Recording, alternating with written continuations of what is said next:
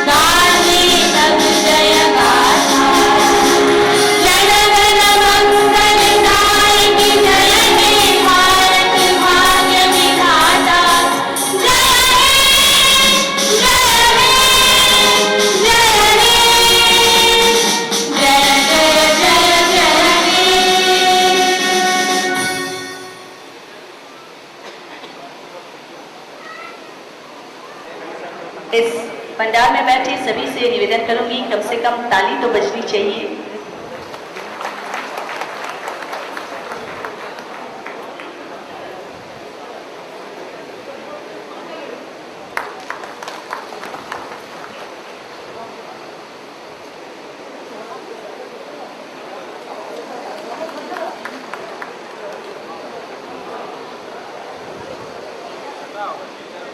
थोड़ा ऊंचा कर लो।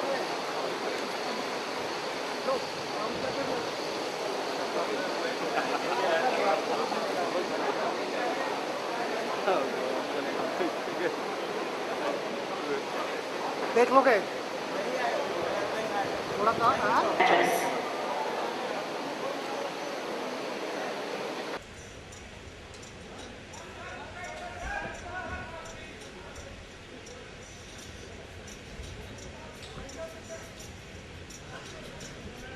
असतोमा सद्गमय तमसोमा ज्योतिर्गमय मृत्युमामृतं गमय। मुझे असत्य से सत्य की ओर ले चलो, अंधकार से उजाले की ओर ले चलो, मृत्यु से अमरता की ओर ले चलो। इसी विश्वास के साथ आइए हम सब मिलकर इस आस्था के दीप को जलाएं।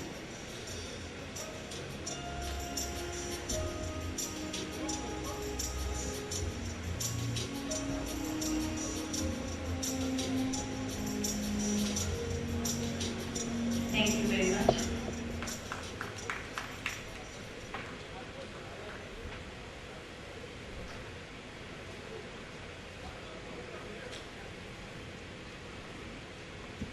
And a special request to His Holiness to unveil the plaque of Lord Buddha, the Buddha Smriti Park.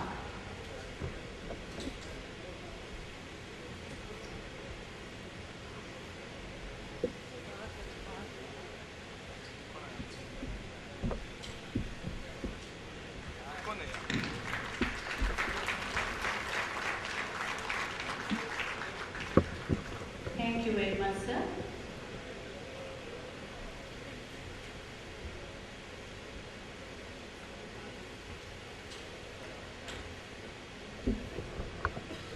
And now, I request Honorable Chief Minister of Bihar, Shri Nitish Kumar, for his address.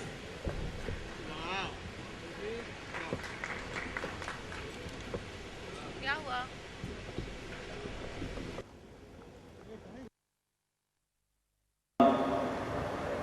Myanmar, दक्षिण Korea, Sri Lanka, Thailand और भारत के पावन बौद्ध भिक्षुगण, मुंबई से आए सभी हमारे अतिथिगण, बौद्ध भिक्षुगण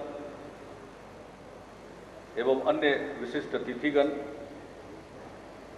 बिहार सरकार के मुख्य सचिव श्री अनूप मुखर्जी सहित हमारे सभी अधिकारीगण, प्रिंट एवं इलेक्ट्रॉनिक मीडिया के प्रतिनिधिगण और इस समारोह में उपस्थित देवी और सज्जनों, यह हमारा सौभाग्य है कि आज बुद्ध पूर्णिमा के पवित्र अवसर पर हमारे बीच परम पावन दलाई लामा जी उपस्थित हैं। आज इन्होंने बुद्ध स्मृति पार्क का लोकार्पण किया और इस पार्क में जो एक विशाल स्तूप का निर्माण किया गया है, उसके अंदर इन्होंने स्वयं के द्वारा भी प्रदत्त और 5 अन्य मुल्कों से जापान, म्यांमार, दक्षिण कोरिया, श्रीलंका तथा थाईलैंड से प्राप्त भगवान बुद्ध के अवशेष का, रिलिक्स का प्रतिस्थापन भी स्तूप में किया है और परंपरागत रीति से सभी देशों से आए हुए हमारे पावन बौद्ध भिक्षुगण ने पूजा अर्चना की। परम पावन दलाई लामा जी ने पूजा अर्चना की और उसे प्रतिस्थापित किया है और इसके बाद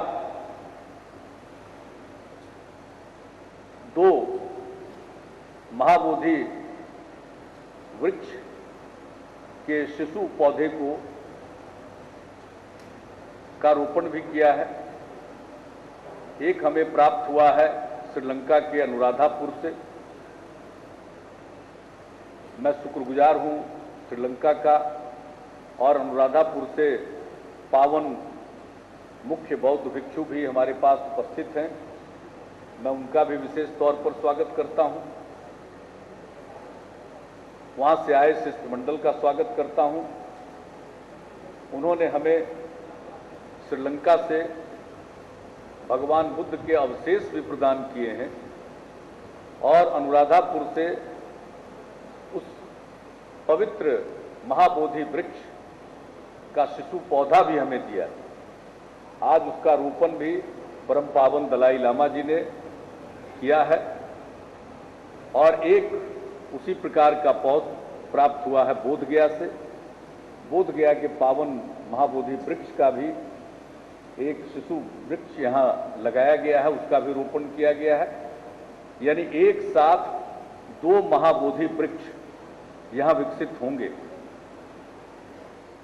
अनुराधापुर में आप सब जानते हैं, इतिहास से परिचित होंगे कि सम्राट अशोक ने अपनी पुत्री को भेजा था धर्म प्रचार के लिए श्रीलंका और साथ में बोधगया में अवस्थित जो पावन वृक्ष है उसकी एक टहनी भी भेजी थी जिसको वहां लगाया गया था। बाद में वहां से आकर उसी का एक शिशु पौधा लगाया गया था, बाद में बोधगया। आज ये हमारा सौभाग्य है कि एक दूसरा वहां से पौधा आया है और उसको पाटलिपुत्र के इस बुद्ध स्मृति पार्क में उसको लगाया गया है और वो विकसित होगा और एक बोधगया से लाकर लगाया गया है शिशु पौधे को। यानी 2 वृक्ष, महाबोधि वृक्ष विकसित होंगे। विभिन्न जनरेशन के एक के बाद दूसरा आता है वृक्ष के तौर पर और उन दोनों वृक्षों के बीच से जो एक दोनों वृक्ष 2 तरफ से मिलेंगे और उसके बीच में एक भगवान बुद्ध की मूर्ति बाद में स्थापित की जाएगी, जो दोनों वृक्षों के बीच से भगवान बुद्ध की मूर्ति इमर्ज करेगी, वो दिखेगी। तो ये हम लोगों का भविष्य, हम लोगों के भविष्य की योजना है। अभी तो वृक्ष लगाया गया है और आज का दिन बहुत पवित्र है। ठीक कहा माननीय उप मुख्यमंत्री जी ने। भाई, जब हम लोगों की सरकार बनी तो चर्चा चल रही थी कि यहाँ क्या बनेगा, जिसका उन्होंने जिक्र किया। हम लोगों ने कहा यहाँ यह हरित पट्टी होगी, यहाँ पार्क का निर्माण होगा और भगवान बुद्ध के महापरिनिर्वाण का 2550वां वर्ष शुरू हो रहा था। हमने कहा इससे बेहतर कोई अवसर नहीं हो सकता है। हम भगवान बुद्ध के महापरिनिर्वाण के 2550वें वर्ष के अवसर पर उनकी स्मृति में एक सुंदर पार्क निर्मित करेंगे और उसका नाम होगा बुद्ध स्मृति पार्क, और उसमें एक स्तूप का निर्माण किया जाएगा। ये उस समय का हम लोगों का निर्णय हुआ और मई महीने में ही 2007 में इसका शिलान्यास किया गया। तत्कालीन हमारे महामहिम राज्यपाल थे श्री RS गवई साहब, वो स्वयं भी एक बौद्ध धर्मावलंबी थे। जब वो जा रहे थे यहाँ से, तब हमने उनको कहा था कि जब बुद्ध स्मृति पार्क का उद्घाटन होगा तो उस अवसर पर आपको हम लोग जरूर बुलाएंगे, और मैंने बुलाया, मैंने उनको आमंत्रित किया, लेकिन वे अस्वस्थ रहने के कारण डॉक्टरों की सलाह नहीं थी उनको मूव करने की, इसलिए वो नहीं आ पाए, वरना वो भी आते। और बहुत अच्छा लगता कि जब शिलान्यास हुआ उस समय वो मौजूद थे और आज उद्घाटन के अवसर पर भी मौजूद रहते, लेकिन उनकी शुभकामनाएं हम लोगों के साथ हैं, उनसे हमारी चर्चा भी हुई थी। तो उस समय 2550वां महापरिनिर्वाण के वर्ष में उसकी स्मृति में बुद्ध स्मृति पार्क का निर्माण हुआ, और जब ये बन रहा था, यूं तो मुझे अफसोस है कि हमारे जो राज्य सरकार ने पूरे तौर पर इसके लिए एक कमेटी गठित करके पूरी आजादी दी कि इसको काम करे। जो आज के युग में, जो वर्तमान उदारीकरण के युग में जो कई परंपराएं चली हैं, उन सब परंपराओं का पालन करते हुए हम लोगों ने जो काम सौंपा, तो उनको जितनी तेजी से काम करना था उतनी तेजी से वो काम नहीं किए। अपने वचन के मुताबिक उनको अब तक काम पूरा कर लेना था, और उसी को ध्यान में रखते हुए फिर मेरे दिमाग में ये बात आई कि ये पार्क बनकर तैयार होगा। मेरे सामने जब ये प्रेजेंटेशन हुआ और हमको लगा कि पक्का अप्रैल में तैयार हो जाएगा, तो हम लोगों ने ये सोचा, और उनका वचन था, तो हमने सोचा कि अब ये पार्क बनकर तैयार हो रहा तो इसका उद्घाटन भव्य रूप से होना चाहिए। हमने चर्चा की अपने साथी उप मुख्यमंत्री जी से भी, अन्य साथियों से, मुख्य सचिव से, सबसे हमने चर्चा की, और ये विचार हुआ कि हम अनुरोध करें परम पावन दलाई लामा जी से कि वे समय निकालें और इसका उद्घाटन करें। वो जब उचित समझें, वैसे सबसे शुभ दिन होगा बुद्ध पूर्णिमा का दिन। हमने अधिकारियों को भेजा, फिर हम स्वयं मिलने गए धर्मशाला परम पावन दलाई लामा जी से। मैं उनका कृतज्ञ हूं कि उन्होंने हम सब लोगों के अनुरोध को स्वीकार किया, और जब उनसे हम मिलने गए धर्मशाला, तो उसी दिन ये तारीख तय हुई। इन्हें अमेरिका में होना था, इन्होंने अपने कार्यक्रम में फेरबदल किया और अमेरिका से पहले लौटने का इन्होंने निश्चय किया, और कहा कि मैं पक्का आऊंगा। और कल ही ये पहुंचे, अमेरिका से लौटकर भारत आए हैं, दिल्ली पहुंचे हैं। सोच सकते हैं अमेरिका की दूरी, जेट लैग, सबके बावजूद वहां से आने के कुछ ही समय के बाद वो हमारे बीच पटना आ गए, और आज बुद्ध स्मृति पार्क के उद्घाटन हेतु आज हमारे बीच में यहाँ उपलब्ध हो सके। तो आज बुद्ध पूर्णिमा का दिन एक पावन दिन है। भगवान बुद्ध का जन्म भी हुआ, परिनिर्वाण भी हुआ, और उनको ज्ञान की प्राप्ति भी हुई।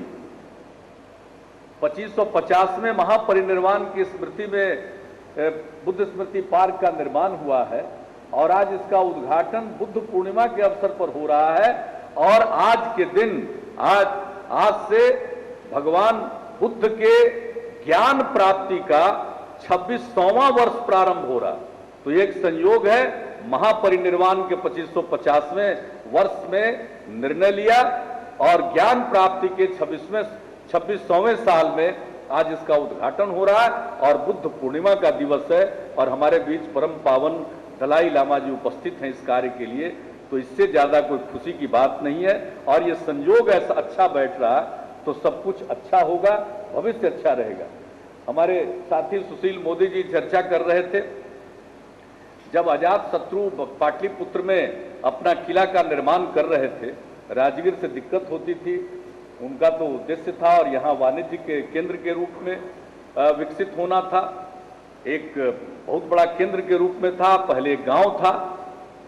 लेकिन जब उसको एक नगर के रूप में विकसित कर रहे थे, तो कहा जाता है कि भगवान बुद्ध अपने अंतिम वर्ष में, जीवन के अंतिम वर्ष में पाटलिपुत्र होकर जा रहे थे। तो इन्होंने देखकर कहा कि स्थान तो बहुत भव्य होगा, बहुत गौरवशाली होगा, लेकिन इसको हमेशा आग से, पानी से और आपसी झगड़े से खतरा रहेगा। ये उन्होंने उसी समय कह दिया। तो पटना को कई बार इस प्रकार के खतरों का सामना करना पड़ा। और मैं आपको बता दूं कि जब ये बुद्ध स्मृति पार्क में स्तूप को अंतिम रूप दिया जा रहा था, क्योंकि उसी में भगवान बुद्ध के रेलिक्स रखे जाने थे, 6 देशों से प्राप्त रेलिक्स को रखना था, प्रतिस्थापित करना था परम पावन दलाई लामा जी को, तो प्रकृति ने भी कोई कम इम्तिहान नहीं लिया। लोगों को नहीं मालूम होगा, इसमें जमकर इसका पूरा इम्तिहान हुआ। अभी शीशे लगाए गए थे, पूरे तौर पर उसकी फिटिंग नहीं हो पाई थी, और 75 किलोमीटर प्रति घंटे से ज्यादा तेज गति से, तेज रफ्तार से यहां पर आंधी आई उस रोज, लेकिन वो पूरा का पूरा विथस्टैंड कर गया, वो झेल गया। आंधी आई, वर्षा का असर हुआ, और भी संजोग है, वहां नीचे लकड़ी का काम किया गया, उसके ऊपर कुछ बुरादे थे। किसी ने ऐसा लगता है कि काम करते बीड़ी सिगरेट कुछ फेंक दिया था पी करके, वो जो हवा आई, आंधी आई तो आग पकड़ लिया, लेकिन उस आग को तुरंत बुझा लिया लोगों ने। तो आग का खतरा, पानी का खतरा, आंधी का खतरा, सबका सामना करना पड़ता है। और अब आंतरिक झगड़े नहीं है, थोड़े बहुत राजनीतिक झगड़े तो होते ही रहते हैं, लेकिन आंतरिक झगड़ा नहीं है, बहुत शांति है। बिहार में कुल मिलाकर अब शांति है। तो हम तो यही आशीर्वाद मांगेंगे आज के अवसर पर परम पावन दलाई लामा जी से। हमारे श्रीलंका के मुख्य बौद्ध भिक्षु आए हुए हैं, और सारे पावन बौद्ध भिक्षुओं से यही आशीर्वाद मांगेंगे कि अब भगवान बुद्ध को हम लोगों ने पाटलिपुत्र में फिर से स्थापित कर दिया है। अब जो आंतरिक विवाद वाला वो खत्म हो जाए समय, और बिहार तरक्की करे। कितने समय के बाद इस प्रकार के स्तूप का निर्माण किया जा रहा है, भव्य स्तूप का निर्माण किया जा रहा है। पाटलिपुत्र का वैभव और उसकी चर्चा लोग करते हैं इतिहास में। उस जमाने में 1.5 से 2 लाख की इसकी आबादी थी। आज कल्पना करिए आपको, उसको अगर जोड़ा जाए तो पता नहीं 3 करोड़, 4 करोड़, 5 करोड़ कितनी आबादी हम मानेंगे उस समय की कुल आबादी के हिसाब से। तो इतना बड़ा शहर था अपने जमाने में, और शहर में खूब पॉन्ड्स थे, खूब पार्क थे। हम फिर से पटना को पार्कों का शहर बनाना चाहते हैं। कभी कभी कुछ लोग मजाक उड़ाते हैं हमारा, लेकिन पाटलिपुत्रा जब वैभवशाली था, जिसके गौरव की बात आज हम करते हैं और उस पर अभिमान करते हैं, तो उस पाटलिपुत्रा में पार्क था। तो हम भी इस शहर में पार्क बना रहे हैं, बिहार के अन्य नगरों में भी पार्क बना रहे हैं, और ये बुद्ध स्मृति पार्क का निर्माण किया है। यहाँ बहुत मोनास्ट्रीज थी एक जमाने में, तो एक बुद्ध, भगवान बुद्ध की स्मृति में स्तूप का भी निर्माण हुआ। तो अब फिर से हम कोशिश कर रहे हैं कि ये जो पूरा का पूरा इलाका है, इसका गौरव हम फिर से बहाल करें। अब बिहार के लोगों के मन का संकल्प है कि हम आगे बढ़ेंगे, अब विवादों में नहीं उलझेंगे, आपसी झगड़े में नहीं उलझेंगे, बिहार को आगे बढ़ाएंगे। हमारा अतीत गौरवशाली रहा है, हम फिर से उसी गौरव के स्थान को प्राप्त करेंगे। आज प्रत्येक बिहार वासियों के मन में यह संकल्प का भाव जागा। तो हम लोग उसी के प्रतीक के तौर पर, और ये तो हमारी धरोहर है, भगवान बुद्ध का जो विचरण है पूरे बिहार में, ये जो बिहार शब्द है बिहार से ही बना, उनके जो बिहार इतने, उसी से ये बिहार बना। तो ये पूरा का पूरा इलाका, चाहे कोई भी इलाका हो, मगध का इलाका, तो जो मगध का इलाका था साम्राज्य तो बहुत फैला हुआ था, बहुत बड़ा इलाका था, आज के भारत के भूगोल से भी बड़ा था। वैशाली में दुनिया का सबसे पहला गणतंत्र लिच्छवियों का गणतंत्र था। तो ये सब कुछ था, उन सब चीजों पर भगवान बुद्ध की छाप है, और भगवान बुद्ध के संबंध में लोक गाथाएं आज भी कही जाती हैं। तो हमारा पूरा संबंध है भगवान बुद्ध तो हमारे सांस्कृतिक धरोहर हैं, उनसे जुड़ी हुई हर चीज, यह कोई धर्म नहीं, यह एक दर्शन है, यह एक विचार है। उन्होंने बिहार को बहुत कुछ दिया और इसी स्थान से उन्होंने दुनिया को शांति और अहिंसा और करुणा का संदेश दिया। तो आज हम फिर से भगवान बुद्ध की स्मृति में और उनके ज्ञान प्राप्ति के 26वें साल के अवसर पर आज हम एक पार्क का लोकार्पण कर रहे हैं और परम पावन दलाई लामा जी ने किया और उसमें 6 देशों से प्राप्त रिलिक्स रखे गए हैं।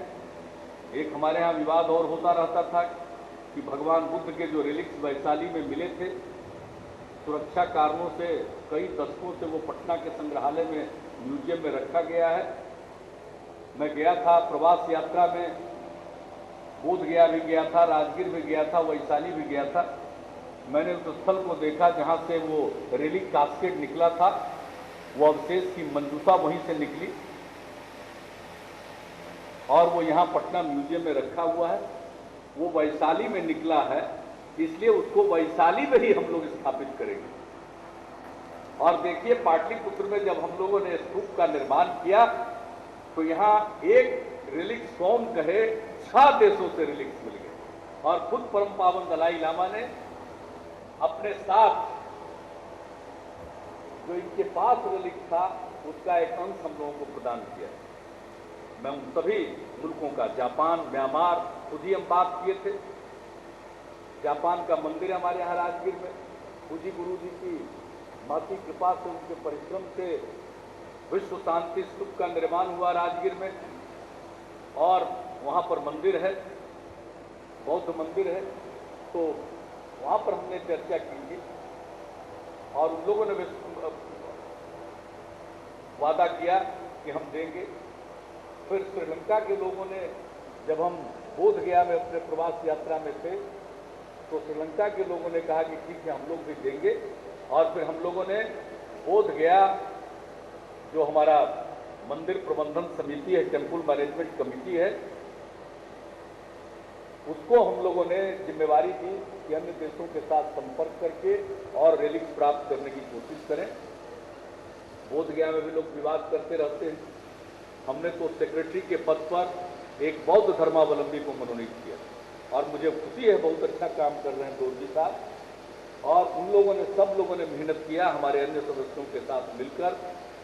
हमारे जिलाधिकारी ने भी उसमें सहयोग किया गया के, और सब लोगों ने मिलकर विभिन्न मुल्कों से संपर्क किया, देशों से। और आज हमें खुशी है कि जापान और श्रीलंका के अलावे म्यांमार, दक्षिण कोरिया और थाईलैंड से भी हमें भगवान बुद्ध के अवशेष प्राप्त हुए। तो एक रेलिक्स को कौन कहे, अब 6 रेलिक्स हैं।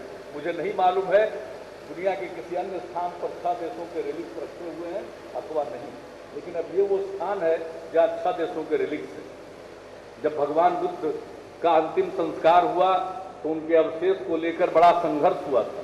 कहा जाता है अंत में उसको 8 हिस्सों में विभक्त किया गया। तो एक ही हिस्सा जो लिच्छवियों को मिला था वही मिल पाया, बाकी कहाँ है किसी को पता नहीं। कभी कभी मेरे मन में ये बात आती है कि गिद्धकूट पर्वत के पास जो स्थल है वहाँ पर एक पुराना स्तूप है जिसके बारे में भी समाचार पत्रों में था, उसको छेड़छाड़ किया था, उसको ठीक से मालूम नहीं होगा, ऊपर रखा हुआ यूं ही जो पत्थर था उसी को समझ लिया और सुनते रहता था, सोचा वहाँ कुछ खुदाई करेंगे तो कुछ मिलेगा। तो एक दिन 2 दिन के अंदर लोगों की नज़र पड़ गई और वो बात पकड़ में आ गई। मैंने भारत सरकार से अनुरोध किया है और हमने खुद भी DG archaeological survey of India से अनुरोध किया है। हमने प्रधानमंत्री जी को भी, हमने आदरणीय प्रधानमंत्री जी को भी पत्र लिखा है और हमने कहा कि उस स्थल की खुदाई होनी चाहिए वैज्ञानिक तरीके से। कौन जानता है, जो अजात शत्रु को मिला था रिलिक्स का एक हिस्सा, वो कहीं ना कहीं तो होगा। अब कहाँ है ये तो पता नहीं है, लेकिन वहाँ भी एक स्तूप है, देखा जाए उसकी भी खुदाई होनी चाहिए। तो बहरहाल 6 देशों से प्राप्त अवशेष यहाँ हैं और वैशाली में जो अवशेष हमें प्राप्त हुआ उसको वैशाली में वहाँ भी एक स्तूप का निर्माण किया जाएगा और उसे वहाँ हम लोग स्थापित करेंगे। तो अब और यह एक प्रतीक हो गया भगवान बुद्ध ने जो बंधुत्व का संदेश दिया, तो आज तो यह विश्व बंधुत्व की निशानी है। एक तरफ नालंदा विश्वविद्यालय का निर्माण फिर से किया जा रहा है और दूसरी तरफ पाटलिपुत्र में 6 देशों के अवशेष और 2 महाबोधि वृक्ष लग रहे हैं। तो यह भी तो हमारे विश्व बंधुत्व का परिचायक है, उसका एक उदाहरण है, उसका एक प्रतीक बनेगा। और मुझे पूरा विश्वास है कि आप सब लोगों के आशीर्वाद से, परम पावन दलाई लामा जी के आशीर्वाद से यह स्थान, यह पार्क और ज़्यादा विकसित होगा और इसकी चर्चा बाहर होगी और बाहर के भी पर्यटक और बौद्ध धर्मावलंबी इस स्थान पर आएंगे, इसका मुझको पूरा विश्वास है।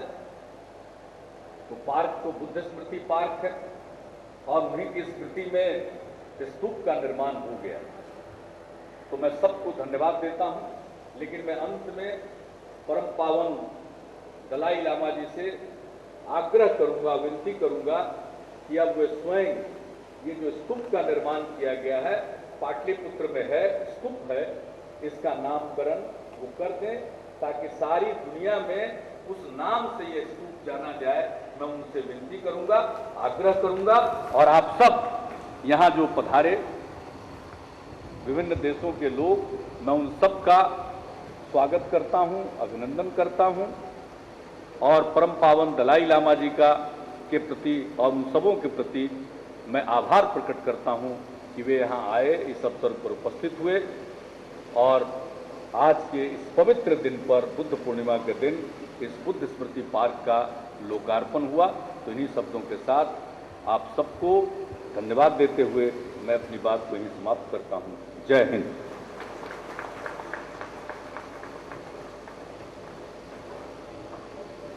बहुत बहुत धन्यवाद।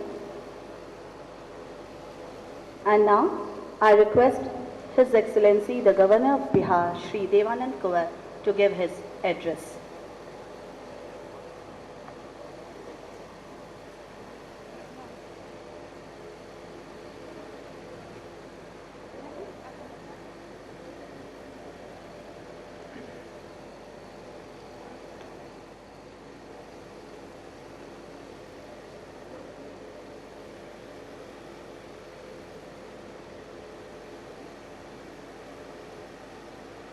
Most Venerable His Holiness, the Dalai Lama Ji,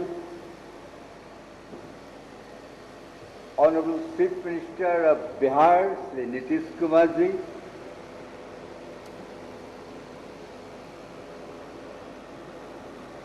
the Chairman of Bihar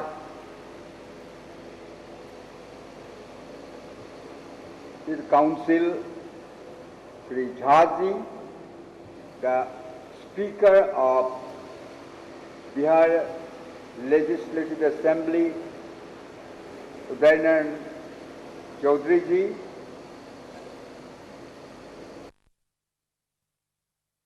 Myanmar, Thailand, Vietnam, Japan, South Korea, and other religious leaders attending this function in Patna today from Maharashtra and other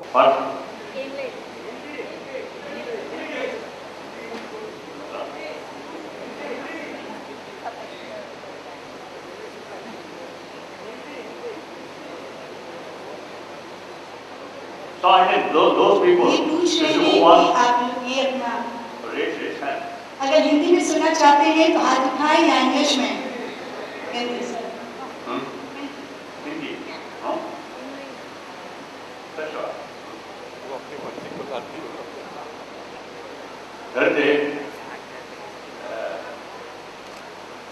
Bihar Governor Chief Minister उचित होता है ना कई दुकानें थे होना उससे है उन्हें नौकरी जैसे आज इस पावन दिवस पर पधारे हुए इस प्रदेश के महामहिम गवर्नर साहब और यहाँ के माननीय मुख्यमंत्री जी और विशिष्ट जन तथा अनेक देशों से पधारे हुए धार्मिक प्रतिनिधिमंडल तथा इस सभा में पधारे हुए देवियों और सज्जनों,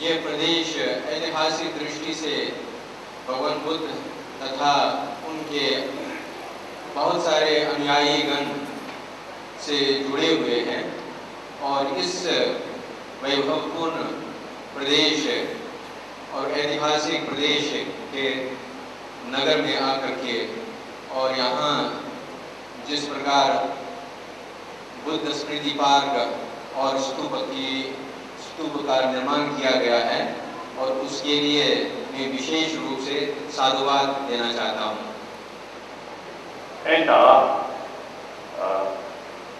Chief Minister多些，这那么是不能修建起，但是这里关系下不会说的，基本上多这个当长老的，都是些属于。प्रधान रूप से मुख्यमंत्री जी के द्वारा संचालित और उनके द्वारा जो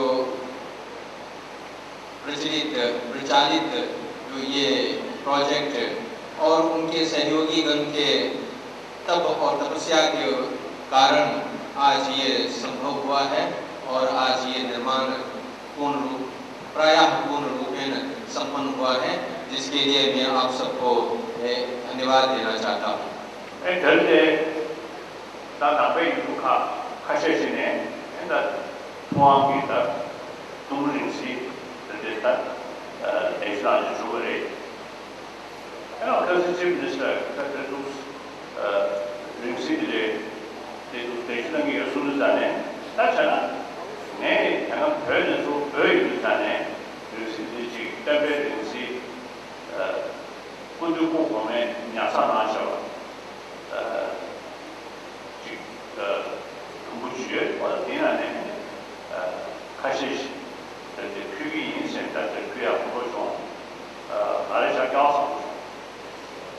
जब माननीय मुख्यमंत्री जी ने ये सूचना दी और जब उनसे मिले थे, उन्होंने कहा कि यहाँ जब स्तूप का निर्माण होगा तो उस समय विभिन्न देश से भगवान बुद्ध का अवशेष लाया जाएगा और यहाँ स्थापित किया जाएगा।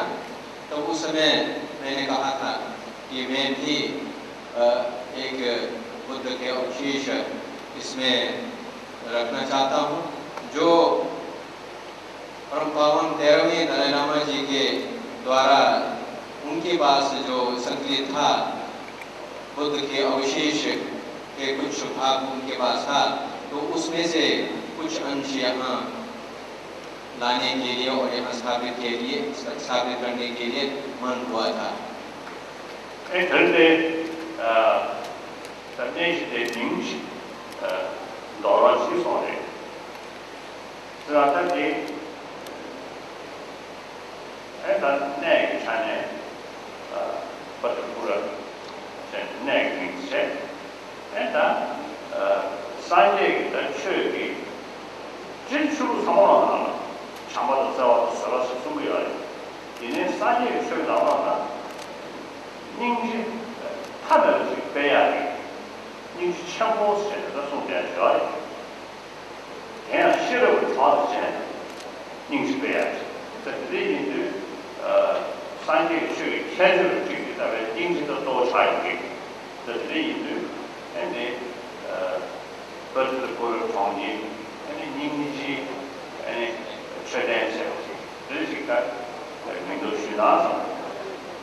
मुख्यमंत्री जी के द्वारा आग्रह था किया गया था कि इस स्तूप का नाम दिया जाए।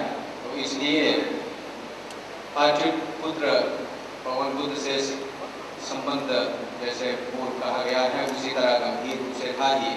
और पाटलिपुत्र में जिस प्रकार का बौद्ध शासन का संबंध था और उसी प्रकार समस्त धर्मों में करुणा और मैत्री की बात होती है और विशेष रूप से बौद्ध शासन में करुणा और एक महाकरुणा की बात की जाती है जो कि अनंत करुणा को विकसित करने की बातें होती है और उसकी प्रयास और उसकी साधना होती है।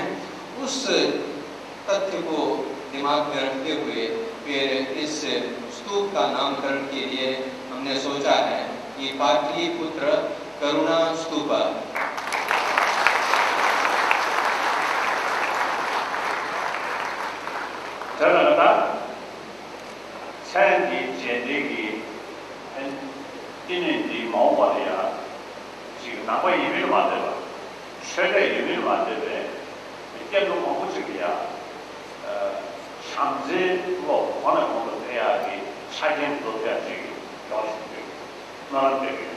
इसलिए इस नाम के अनुसार भविष्य में इस पार्क में ऐसे गतिविधियां हों, ऐसे हम आशा करते हैं कि चाहे वो बौद्ध हों या ना हो, बौद्ध इधर हों, चाहे वो आध्यात्मिक या किसी धर्म विशेष के अनुयायी हों या ना हों, लेकिन यहाँ आकर के करुणा का साधना करके और करुणा से प्रेरित होकर के लोग अपना व्यक्तित्व विकास करें। इस प्रकार का हम एक आशा करते हैं और प्रार्थना करते हैं यहाँ इस पार्क की खुशी के लिए। Era de Chief Minister that the Institute and the Children and Matia Yagragi and tourism to us. The Children Yangi Matia Yagragi Matia अभी मुख्यमंत्री जी ने अपने भाषण में कहा कि भगवान बुद्ध के द्वारा ये आशीर्वाद प्राप्त एक ऐसे नगर है और उन्होंने आशा किया कि यह देश भविष्य में विकसित हो।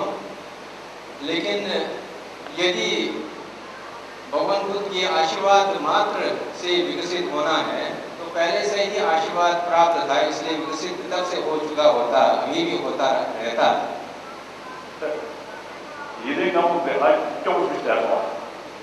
लेकिन इसी बीच में कुछ समय ऐसे था जब बिहार काफी एक नाजुक स्थिति में था और काफी दरिद्रता की स्थिति में था।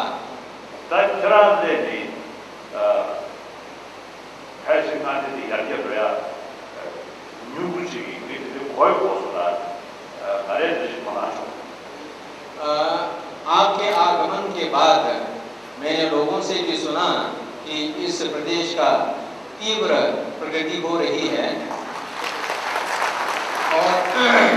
और मैंने भी अनुभव किया कि इस प्रकार के एक यहाँ गतिशील और विकास हो रहा है, गतिशील विकासमान है और तीव्र गति से विकसित हो रहा है।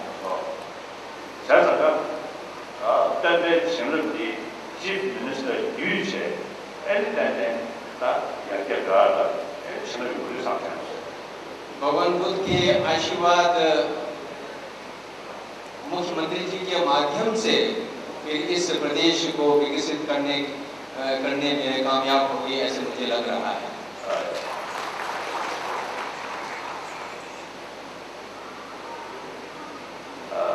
Now I want to speak through my broken English. Will it be okay? Okay. Okay. Okay. I think those who understand English, raise hand. Okay. So, Bharat, this country, India. Last, I think, around 3 to 4,000 years, you see many different traditions, spirituality developed in this country. So then later, beside a homegrown religion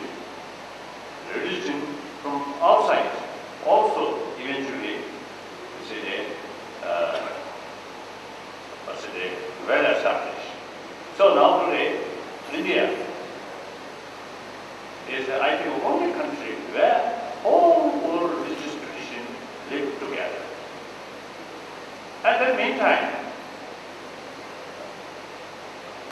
1,000 years in this country, I think will remain like a multi-religious country, and with that, multi-cultural country, but live happily, peacefully.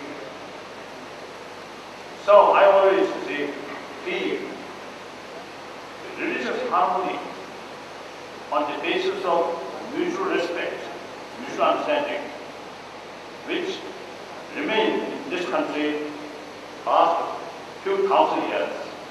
This is model of the rest of the world. So India should be proud. With these different traditions, live together, not only is live together, but also you see they made I think some contribution regarding enrich India's cultural heritage. So eventually, this country, again, last 1,000 years, the cultural heritage, one of the important cultural heritage is ahimsa, non-violent cultural heritage. So this also world where lot of problems, lot of violence, such world, India's message of culture of ahimsa is very much relevant. So therefore, I am Buddhist monk, a Tibetan. Usually I describe relation between Tibetan and Indian like the relation between Guru and Sharan. So you, Indian, our Guru, we are Sharan. And meantime, I also see mentioning, expressing, we are, since I think 7th century, 8th century, Buddhism reached in Tibet.